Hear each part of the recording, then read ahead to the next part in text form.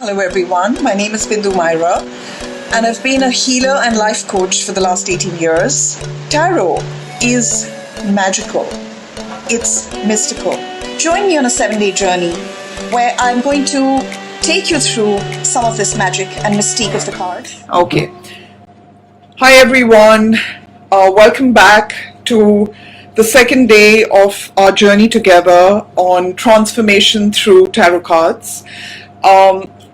Yesterday we spoke a lot about the cards basically being a deep dive into our consciousness and the fact that fate and free will coexist. There is no preordained destiny where every last thing that happens in your life is preordained and will happen. Our choices, actions, emotions, effort, lack of, all determine where we end up within the blueprint that we've brought down with us as well. And the blueprint that we brought down, there are certain things that absolutely will happen simply because it's part of your blueprint. And I mentioned the blueprint is your astrological chart that you've come down with. These are all basically opportunities that come up for soul growth. Because finally, karma is really never about what is happening. Karma has everything to do with how you're meant to grow on a soul level from what is happening. So we've written out these karmic blueprints of ours thanks to our past actions in past lives, as well as choices that we've made in terms of how we want this life to play out, in terms of the opportunities they'll bring us.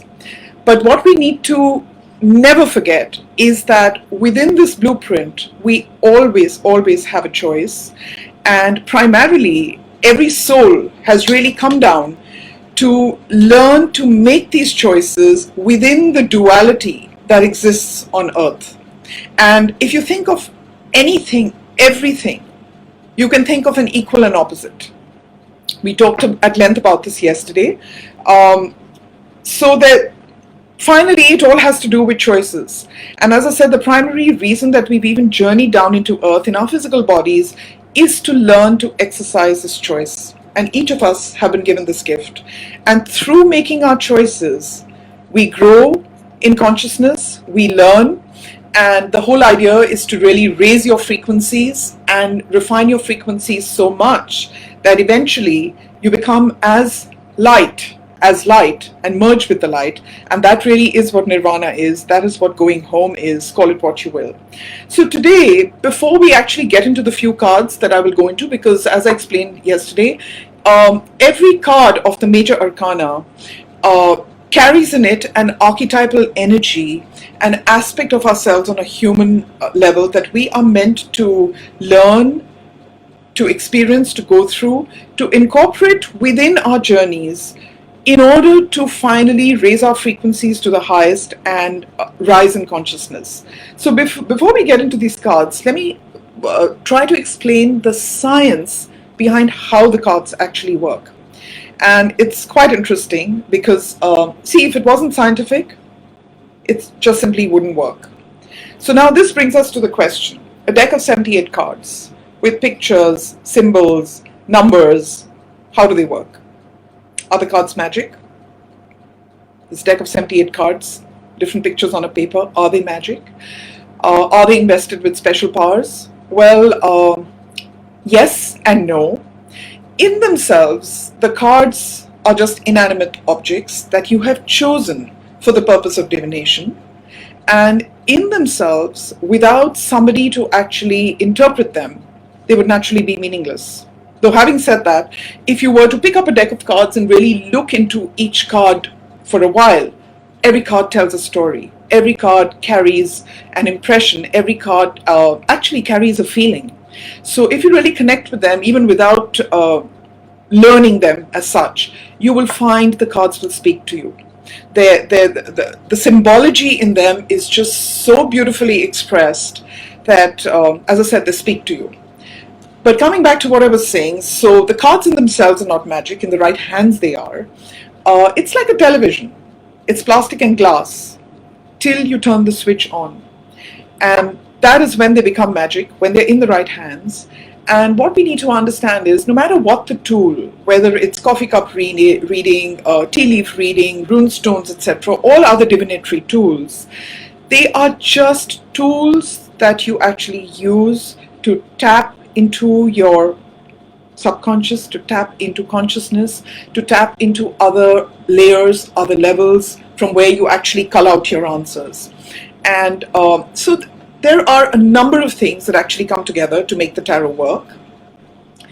How the cards work is basically through a process of mnemonics and psychokinesis.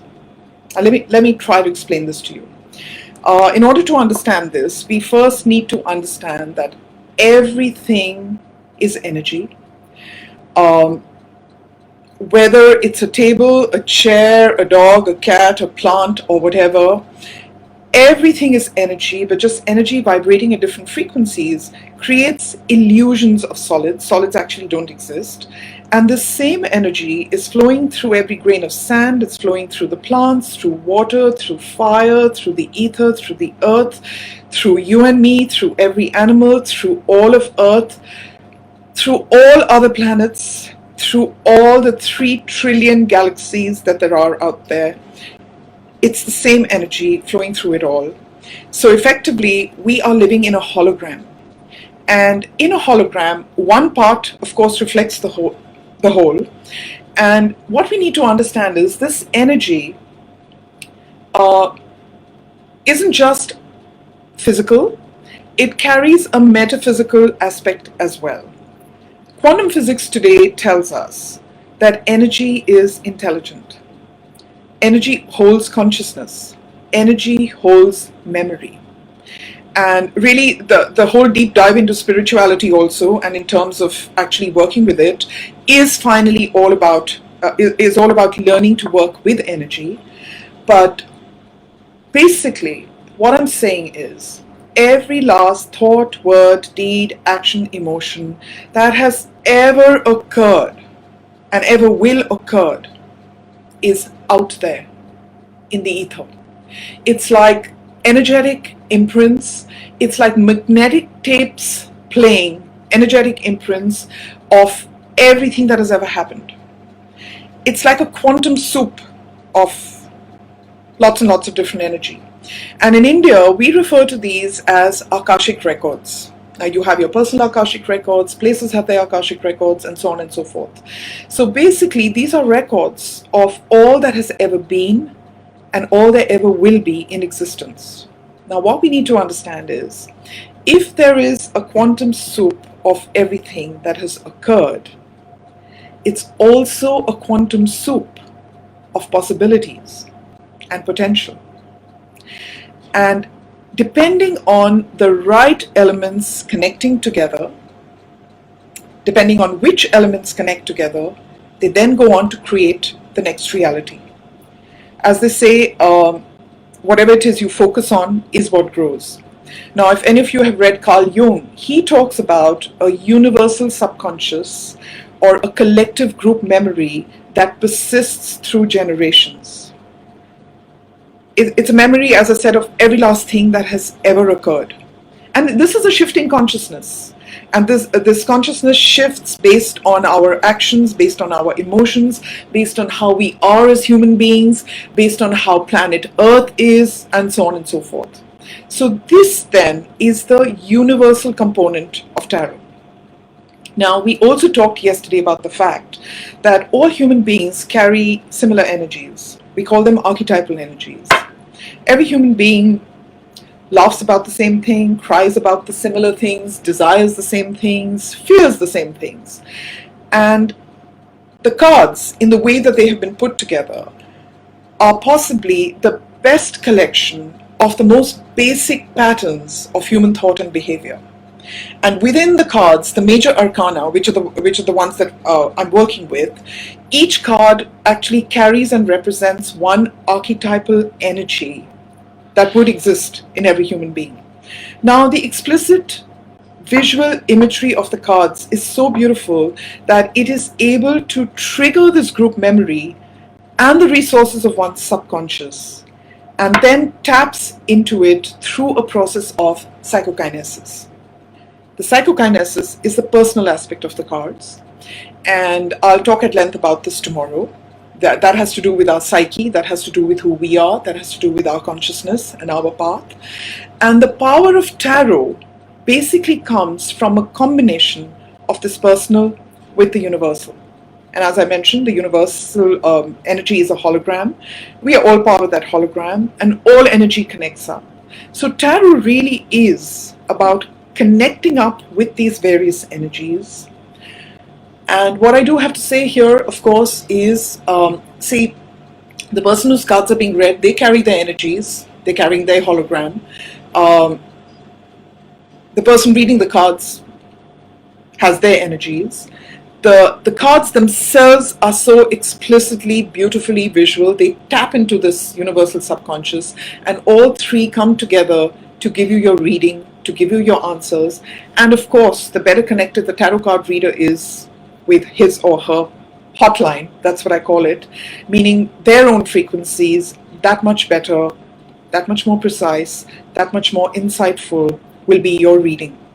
And I always say this, a really good tarot card reading can be an absolutely tremendously empowering experience. So, and I say this, you give 5 tarot card readers the same cards, and they'll end up, I won't say they'll read different things, but about 50 to 60% of what they say may be the same, but the balance is where the nuances happen. And that's when the real tarot is happening.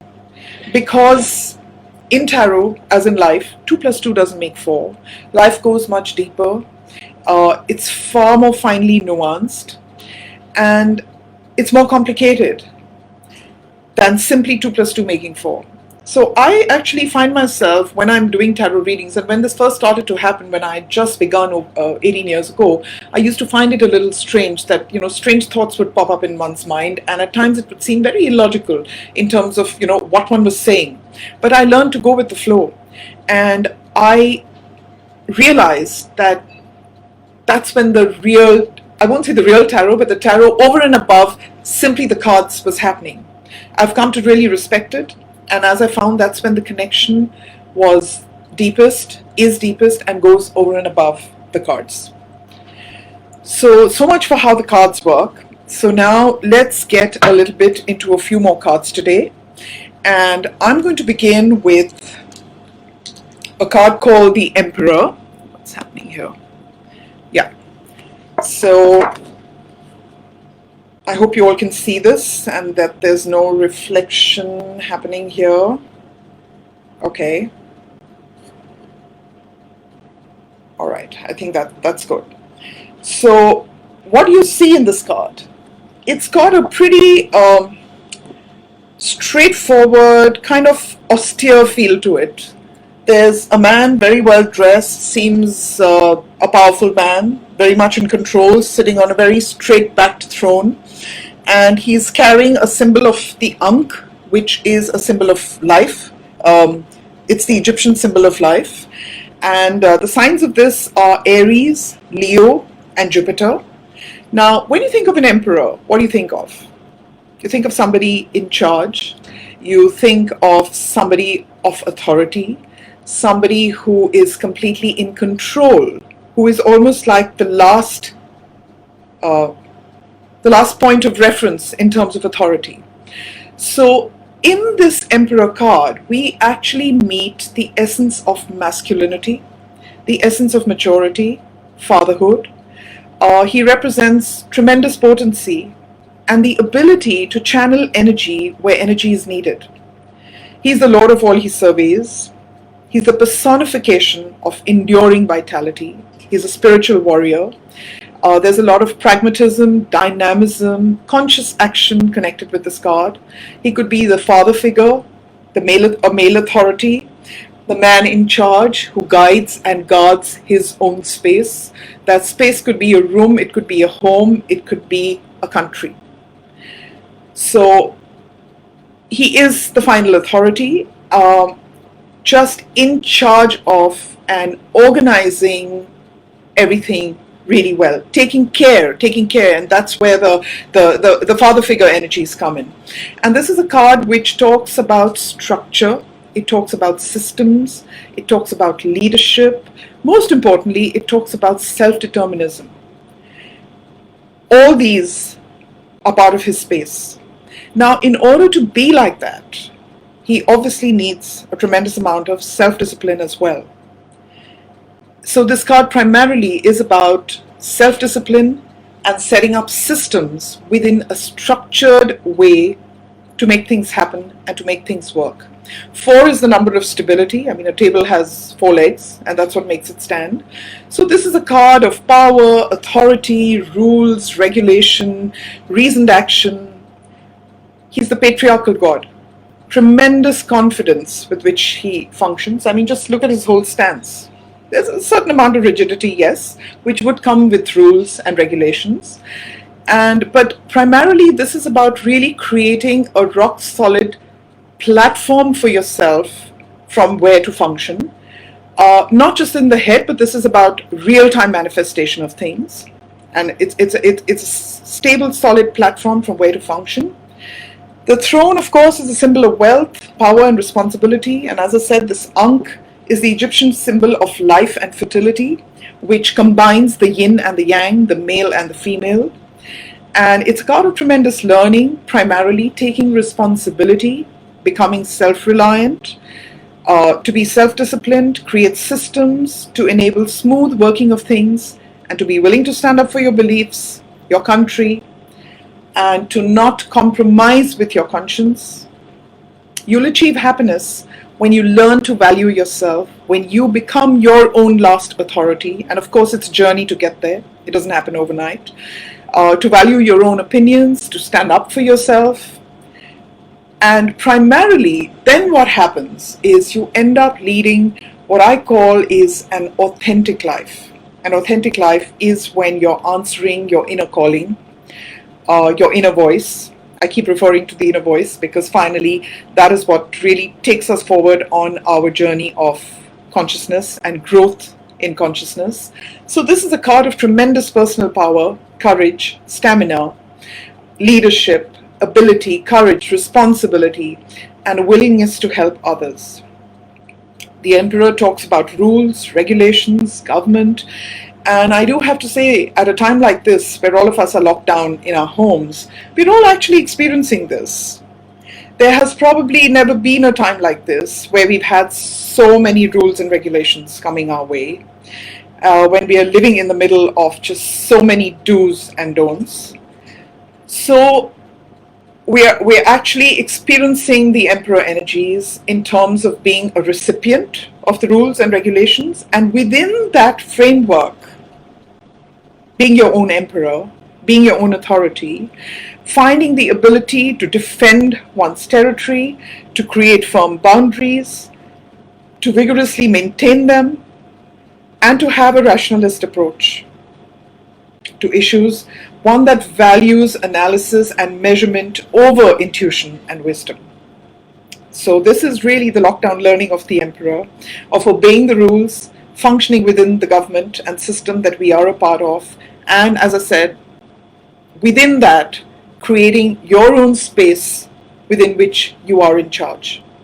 Now, if there are no systems, if there is no structure, if there is no discipline, I think it's rare to be able to establish any kind of successful business or anything else that you're working at without these ingredients.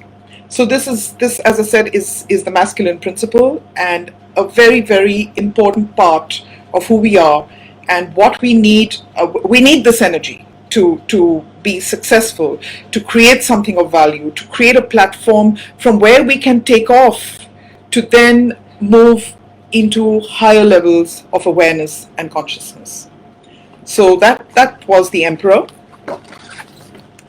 And I mentioned to you yesterday that the 21 major arcana cards are really about almost like a child's journey through life. He comes in as a fool, as the initiate, ready to learn. And then he experiences the mother and the father energies, which were the Empress and the Emperor. And then comes organized learning. This is the Hierophant. the Hierophant or the Pope. Now, when you look at this, what are you seeing? You're looking at somebody who appears to be a spiritual authority. This card is also referred to as the Pope or the Bishop. We again have the two pillars of duality representing light and dark, because everything in life is about finding one's way between the two extremes. And there are two initiates here, obviously learning or waiting to be initiated into a doctrine, an education, if you will. And there are two keys here. So one is a silver key and one is a golden key. So this Hierophant represents an organized belief system or learning. It represents moral law within society, religious moral instruction. These two keys are basically the keys to heaven, the keys of knowledge, of good and evil. There is a golden key which unlocks all the wisdom, all the knowledge, and this is where the education comes in with schools, universities, etc., in terms of how to function in the outside world, because we need all those skills. We need to have that in order to work with and to become successful. And the other is the silver key. The silver key, of course, is the inner world. And the two pillars, again, are duality, though the inner and outer world are not dual in nature. As I explained to you yesterday, each energy is always embedded in the other. But these keys refer to the outer and inner ways, both of which need to come together in order to grow, not just in the material world that we live in. And by material, I don't mean money. I mean just money. I mean the actual world that we live in, that you can touch, taste, see. And we need the subconscious to guide us in terms of our own personal journeys. So these keys are about the outer and inner world, the sun energies and the moon energies, the magician and the high priestess, which the doctrine teaches us to combine. So this card is a card primarily of creating a value system, a set of values for yourself that conform to society and the world that we live in, because we live in society, we live in a world, we can't just go off at a tangent. But this really is about the learning that would come in personally in terms of your own value systems. I mean, how conformist or not are you? How traditional or not are you? What works for you within this duality? What doesn't? So this is a card of tradition, moral courage, the ability to go your own road if you believe it is right, despite opposition. It's about conforming or not conforming, and a learning that comes through being part of a group. This group could be a spiritual group, it could be schools, it could be colleges, but it's about organized learning. So this is the wisdom of a spiritual teacher of moral law, and it enables our search for truth. These moral lessons could come from a teacher, from a priest, from an advisor, from a healer, but more likely these symbolize moral lessons that are also learned from the events that you go through in your life, and an organized belief system, an organized educational institution, and it has to do with your personal authority that relates to being part of and belonging to an organized system, because that is what we're all part of. It's about pursuing knowledge that increases one's deeper understanding of tradition, the moral precepts of faith and establishment, and of identifying with a group. Because as human beings, we grow and we develop within a culture. We learn by living with others. And this can mean churches, schools, clubs, teams, companies, societies. They all have rules and procedures and rituals with assigned roles. And a lot of our personal identity comes from there. And it comes from the intellectual tradition of the person's particular society and his or her education in that tradition. So this gives an individual a firm tradition within which to root his or her own personal development. This card also refers to initiations that happened a lot in earlier days into some hermetic secret doctrines as well, through which the individual becomes united with the universe. And it really is all about a spiritual path, but within an organized belief system. And it gives us a place to start. It gives us, it creates a personal awareness of our roots. And this, of course, talks about the Trinity as well. We see the Trinity everywhere. The Brahma, Vishnu, Mahesh. I mean, one can go a lot into that.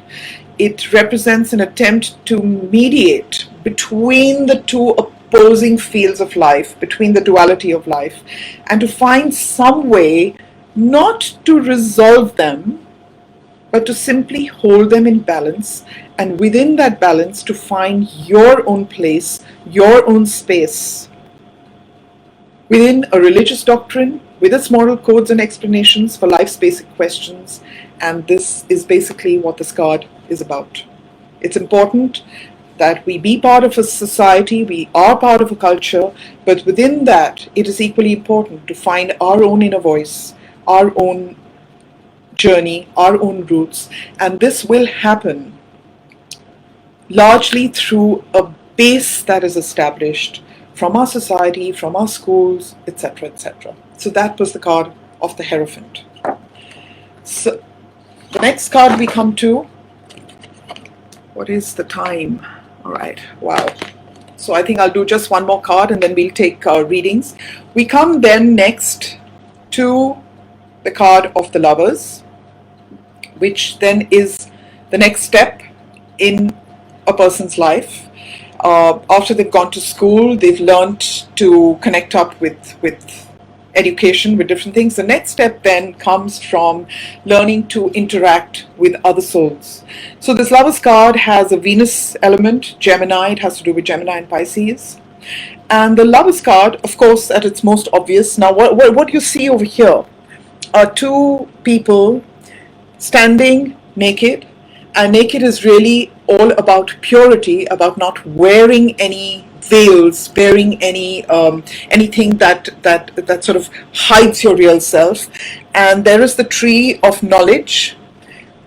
There is an angel actually giving its blessing, and there's a mountain at the back over there.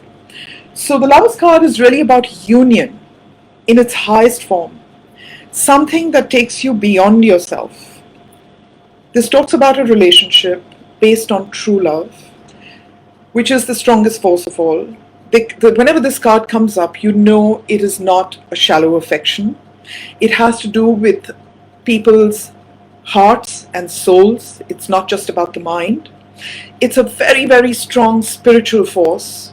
There's a purity there of friendship, partnership, attraction, sexual attraction, a very strong and fulfilling emotion. And whenever this card comes up, I'm not saying it's the case always, but very often there is a past life something that needs to be worked through. So they're standing, as I said, between the tree of knowledge and between the tree of life. And there is an angel blessing this union because it's a union of purity. And as always happens with deeper questions, this card is also primarily a card of choices, because very often this card brings difficult choices, which are often ethical in nature, not in terms of do I do history, do I do geography, but choices in terms of, am I going to lead my life based on what I know works for me, based on what my inner voice tells me is right for me, based on what my path is, or am I going to lead my life based on others' expectations of me? The others can mean the voices of family, society, etc., etc. So, as I said, never an easy choice. It's what I call taking either the high road or the low road. Now, the low road is not a bad road. It's just the easier road. The high road is one which will demand a price in one form or the other, but will take you further on your soul learning. It'll take you further on your soul journey.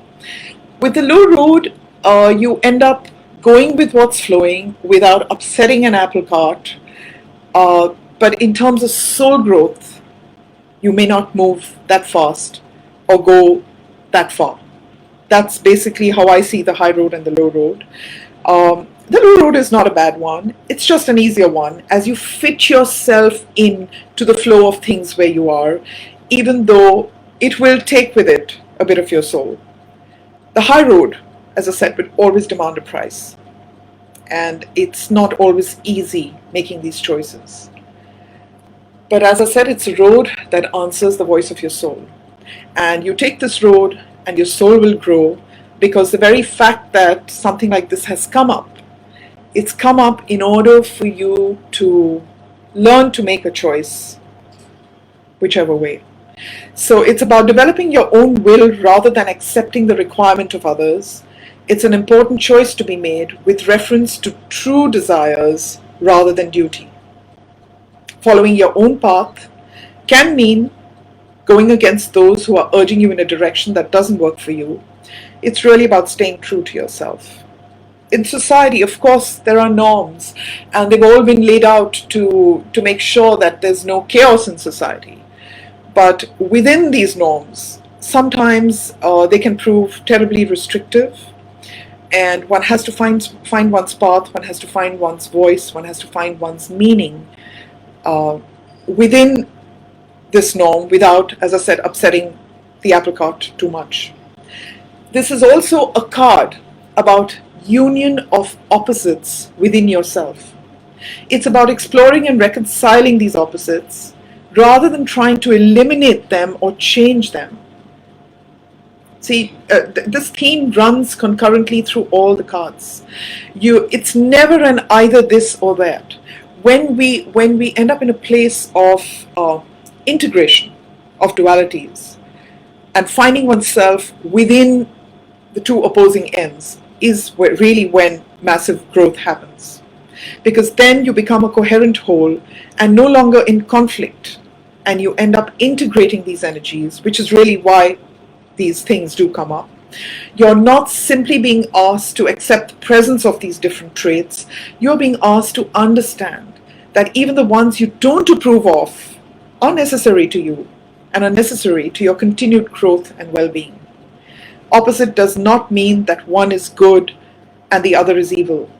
These are just opposite traits within yourself and within the other person with who you are trying to bond. They're possibly just mirrors of each other which complement and support each other. And what needs to be accomplished? So here is a union of opposites.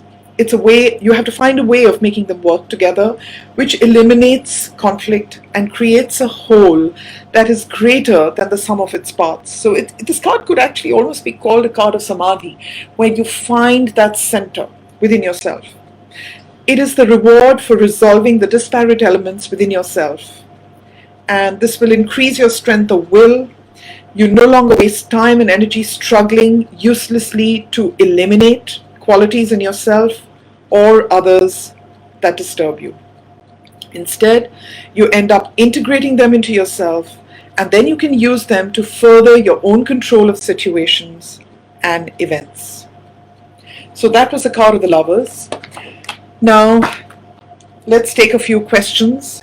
If any of you have certain questions you'd like me to answer, let me know.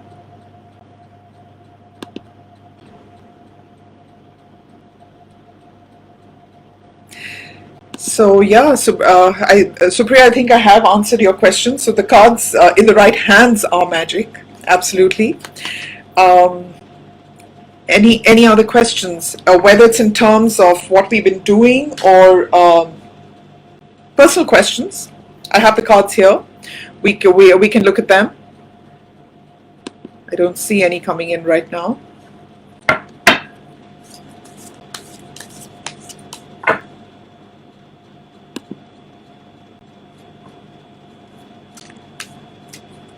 Hi Urvashi, Ajay, Kanchan, Poonam.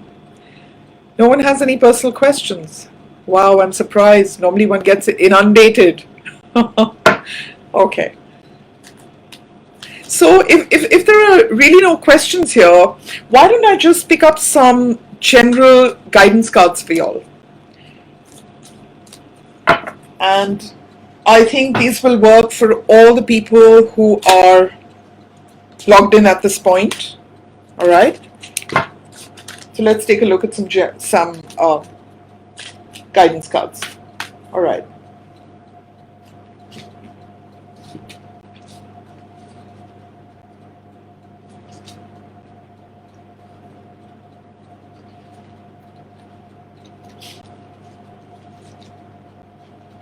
Oh, that's beautiful. Okay, lovely. Wow. I'm going to show them to you and tell you what they're saying. Beautiful. All right. So number one, you've drawn the Ace of Swords, and this is guidance. So this card has come up saying this is a time for you to be really, to bring clarity into your life, become sure of what it is you want, and begin to make the moves that you need to make in order to put into place what you need to put into place. And be determined about it, be clear about it. This is not a card of thinky-feely, this is a card of going up there and actually doing things. And having said that, you've actually also drawn the Ace of Cups. This is the card of emotion, so this is the card saying, focus on what makes you happy, do the things that make you happy. And the fact that both of these have come up, I think, we've been talking of duality all along. It is not duality. This is about integrating your emotions rather, along with what your head is telling you is right for you. And very clearly, what both these cards are saying is this is absolutely the right time to begin something new. It could be something creative, but start something new at this point of time. Whether you're learning, whether you're starting a business, I think this lockdown period is perfect for this. And there are some other lovely cards that have come up here. You've drawn a card saying energy healing. So however you choose to do this, we're talking a lot about energy. So it could be Reiki, it could be crystals, it could be meditation, it could be prayers. So do some energy healing for yourself, for your loved ones all around you. And this is a card which I'm doing a lot of guidance really. This is the card which has come up saying admit the truth to yourself. So I think with most of us, our deepest truth at this point of time is that nothing like what is happening at this point has ever happened before. There's going to be a new normal, so we have to go into a state of acceptance. This is what it is. Accept the truth and begin to function from there. Start off with something new. Think in a new way, act in a new way, feel in a new way. Maybe you need to train yourself to feel in a new way. So admit the truth to yourself. Energy healing, which brings protection. Beautiful card saying protection. You and your loved ones and your possessions are safe and protected by heaven. You've drawn another card here saying you're safe, so this is really quite beautiful. And finally, a lovely card from Kuan Yin, which reads, enjoy the journey of life, be not afraid of its mysteries, take a chance and follow your heart. Exactly what these said. For you are being guided by an angel. If you have been wavering about proceeding with something that is dear to you, could be relationship, work, whatever, then this is your confirmation. Just do it. Very, very powerful guidance cards. Time to begin something new, whether it has to do with emotions or something else. Take a deep dive into it, accept where you're at, and go into a place of newness. All the best to all of you. I hope you enjoyed this session. I'll see you again tomorrow. Tomorrow we'll talk about yet another aspect of how the cards work, and then we'll go into a few more cards as well. I hope you enjoyed this. Bye. Have a lovely evening.